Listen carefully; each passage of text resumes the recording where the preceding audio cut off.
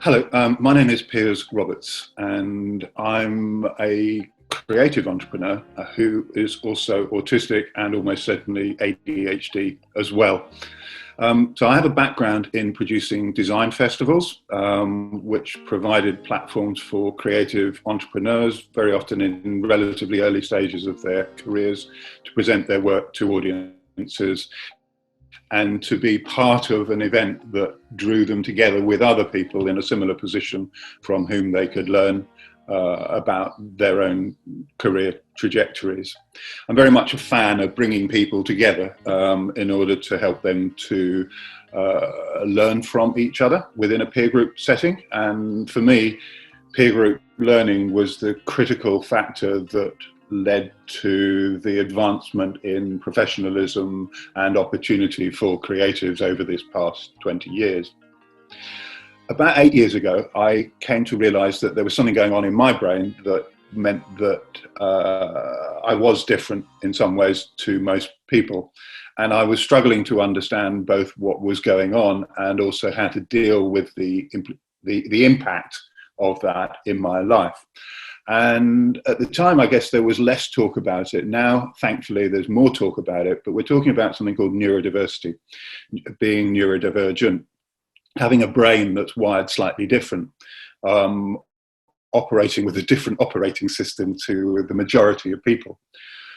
But this world is designed to suit people who are what we call neurotypical. The social environment of work, the advancement within work based upon your ability to play the game and play the political game within work, the ability to focus and the ability to function successfully within that type of environment. But that doesn't necessarily suit a lot of neurodivergent people. The workplace is neither very friendly for a lot of people. It can be very distracting. It can also require that we make an enormous amount of effort in terms of masking who we really are in order to appear to fit in with what people expect of us. One of the things that I think we're looking at with neurodivergent folk is to say, how can we show up to work as our authentic selves? How can we work with what we have that are extraordinary qualities rather than being forced to consistently suppress the real strengths and abilities and perspectives that we have in order to look like and to appear like the people who surround us? Typically also within organizations, you tend to promote people who fit in. You tend to promote people who are like the existing bosses. And that probably isn't going to be those people who don't fit within that space very successfully. On the other side, we can also see remarkable statistics. So we've got huge numbers of self-made millionaires are dyslexic. They reckon that 50% of the wealth generated in Silicon Valley has come from businesses founded by autistic people. ADHD people tend to be very good at risk-taking, very open to doing that. And so a lot of the new ideas are coming from people who, just by the very fact of how their brain is wired, think differently. And at this time, we need people who think differently to help us to explore challenges and understand them in different ways, and also to be able to come through with solutions that might be better than what we're currently doing. So again, society tends to like to repeat what it already does and what it already knows. Neurodivergent people have a natural curiosity and also a natural willingness to challenge things that we don't get or which we don't think don't work. And what we're realizing more and more is that we need those people in order to question what we're doing, not in a way that I guess sort of undermines the authority of those who are in charge, who would like to keep it the way that it is and wouldn't like anybody to question what they're doing or their morality or anything.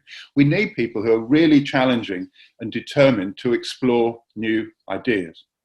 This is why I think there's a real need for us to engage constructively with neurodivergent people and to look more at how we support them within the existing workplace, but also crucially in terms of how we support them as independent entrepreneurs. How do we invest in these people? Because these people are choosing to do their own thing. They're choosing to do it because that's the only way that they can develop their ideas and bring them to life. And that reminds me very much of the impulse around creatives in the late 90s, early 2000s, who said, there are no investors, but I want to develop my own ideas. So how do I do that? What roles and responsibilities do I need to take on in order to bring my ideas to life? Again, learning from each other was crucial for them to be able to develop in that way. But we can learn lessons from that and say there are so many people who have ideas, whose perspective is a key core component of why they have something else to offer. Now that we can be looking at neurodivergent people, but we can also be looking at different cultural perspectives, all sorts of different perspectives. The understanding of need is greater within a community who is affected by that condition. Hence, we need people from those backgrounds to help us to understand what there is, or maybe we don't need to understand, but we do need investors to understand. We do need to be able to bring resources to projects that require them in order to take the nice ideas and help to convert them into realizable products, services, business models. So the very exciting thing that's happening at the moment is that there are more voices, and that those voices have something very relevant to say in the times that we face. From a systemic point of view, we need to respect that and start to say, not just, oh, we'll let them compete with everybody else in order to access resources. We might need to say, how do we reach out to those people to understand where the barriers exist for them to be able to even seek the type of support that's necessary?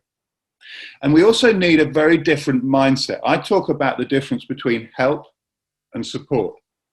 Help generally is coming from people who go, oh dear, poor you, how can we help you?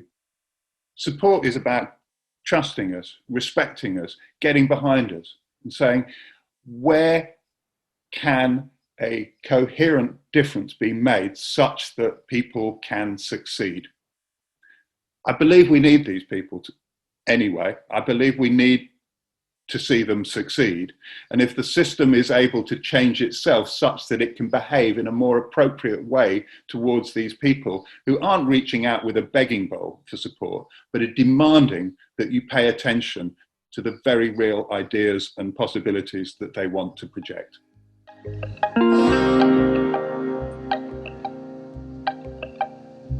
I think there's a couple of things that immediately occur to me. One is that you need to be listening, you need to be interested, you need to take note of what is going on, and you need to find ways to proactively adapt what you do to provide the support and resources required for people to turn their ideas into reality. And the other side I'd say to you is, if you don't, we're just going to bypass you. People will do their own thing. They will get on with it. There are enough good people doing extraordinary things to make the old systems a reliance that we're supposed to be grateful for unsupporting organizations who aren't willing to change. We're just going to bypass you. We're going to get on with it ourselves. We're going to do it anyway.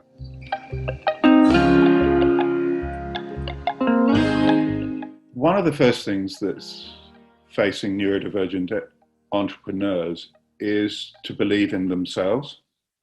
Unfortunately, we have something which we call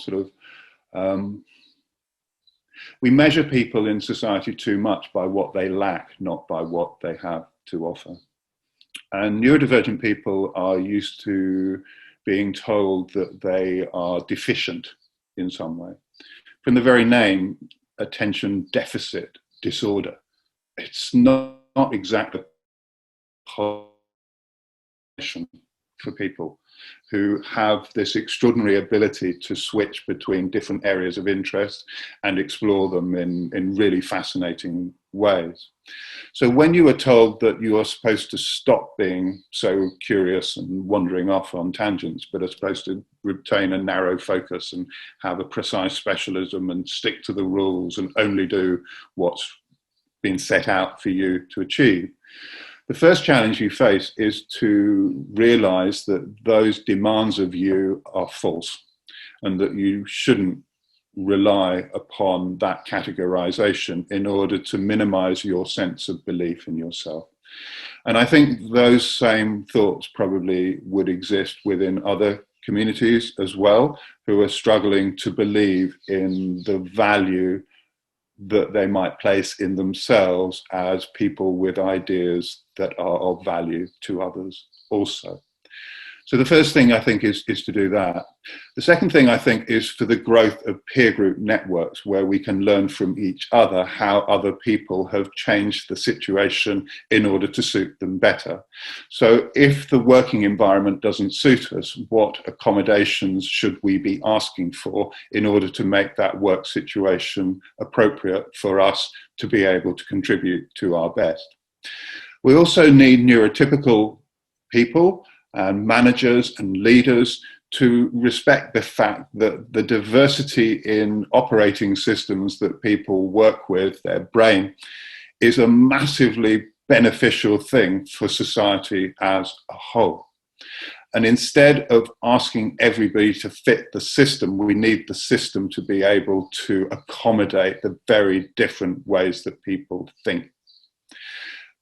We are making progress. I think there's no doubt about that. And one of the things that's really key for me is that I want the situation to be better for the next generation than it was for mine, where none of these things were understood or recognized, and where we faced years and years of diminishing of ourselves, which is what we came to believe of ourselves, and which has resulted in so many people struggling to find a way to exist and to show up and to give the extraordinary things that they have to give.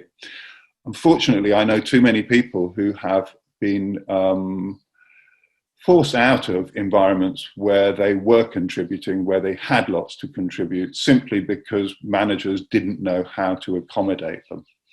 And that to me is it's just so wasteful. It's just so hurtful. And I'm just really thrilled when I come across kids who talk to me really openly about how they do know that they're autistic. And you may not know that I'm autistic, and you may not know really all that much about me, but it's okay.